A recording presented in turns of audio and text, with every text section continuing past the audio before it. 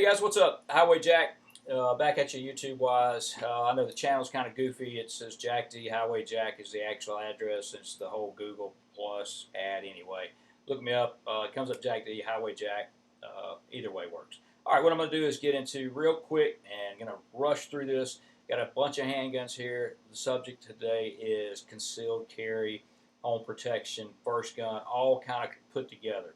Run it down real quick. First off, guys, do not say, oh, my wife has got to have a revolver, so it's easy to use, and she doesn't have to worry about anything, and she can't pull the slide back on a semi-automatic. That's crap, okay? Just flat out crap. I have not run across a woman yet that cannot work a semi-automatic. They're usually a lot easier to teach than the guys are. If you want a revolver, hey, that's fine, but keep in mind your good quality revolvers. This is a all these have been safety checked. I'm going to show you. This is a 5-shot SP Ruger SP 101, 357 Magnum. So the cool thing is you've got a 357, or if you want to load it with some 38s, tons of ammo out there.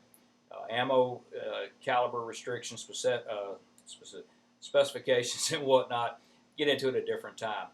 This handgun is a 357, as I mentioned. 38. You can put those loads in there, and the wife, doesn't have to worry about the recoil. I will say women don't find shooting, and a lot of guys don't find shooting a 357 pleasant. This will not be a pleasant handgun to shoot. It's not a target pistol. It's a protection pistol. It is very concealable. It is kind of heavy, really heavy double action trigger.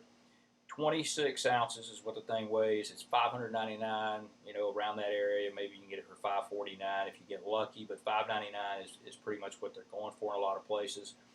Great pistol.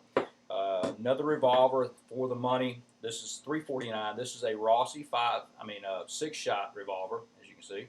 357, so same thing applies. The big difference here, besides the quality, is what the spurless and the Ruger. You could carry this in a pocket holster and don't have to worry about it snagging so much. The disadvantage a spurless has, if you don't have that option to pull back the hammer for a easy single action trigger. So the trigger on it is a DA, as all revolvers are, but with a hammer, with a spur, you can't pull it back and get a really smooth single action. These are, if I didn't mention, $349, roughly about that. Academy has run them at times for $299. I've seen.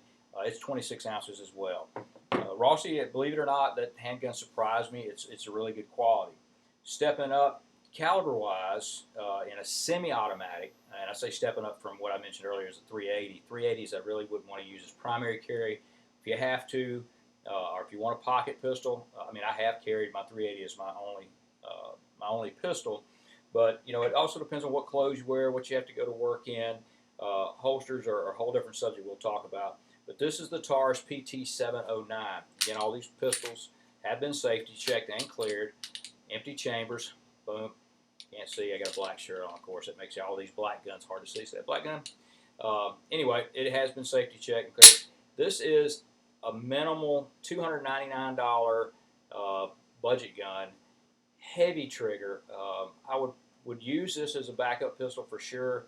Would not use it as a primary. I wouldn't even recommend buying this really as a first line of defense.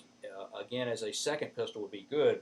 And why do I say that? Well, put that aside, and in the same price range, actually right now Academy has the Smith & Wesson SD9 VE for $289. This gives you 16 plus 1, double stack mag. Great pistol. It is, again, the SD9 VE from Smith & Wesson. VE stands for Value Enhanced. It's basically a Glock 19, and for you gun folks out there, you know the deal between the Sigmas, the old Smith & Wesson Sigmas. This is not that pistol. This I have shot a competition with and did exceptionally well in a practical shooting competition with this because my normal competition pistol was out being serviced and I had some work done and I didn't want to miss the match. Again, it's a great pistol to have. This one, they complain about the trigger, but let me tell you, it's 8.5 pounds out of the box, which is fine for self-defense. I do have an Apex trigger kit in this, which puts it down around the 6-pound range. $20 for you guys out there that are technically knowledgeable and good with working on things. It's an easy install, so I would strongly recommend that. When you step up in quality, and I really hate to use the word step up, a difference in quality is the M&P line from Smith. This is the Shield in 9mm. This is $3.99, pretty much around there. You are stepping up in dollars, and everybody says, well, for a little bit more money, I can get a little better handgun. Yes, I would say this is a better handgun than the SD9. It's also fewer rounds. It's basically half the rounds. It's 8 rounds in the mag. So you can do 8 plus 1. It's got a fantastic trigger. Combat trigger, no problem. It's got great sights on it. Okay, it's got, you know, the 2 rear dots and 1 front single dot. And there are some sight options out there for you. But the good thing about this pistol is it is easily concealable. Okay, so that's a big plus.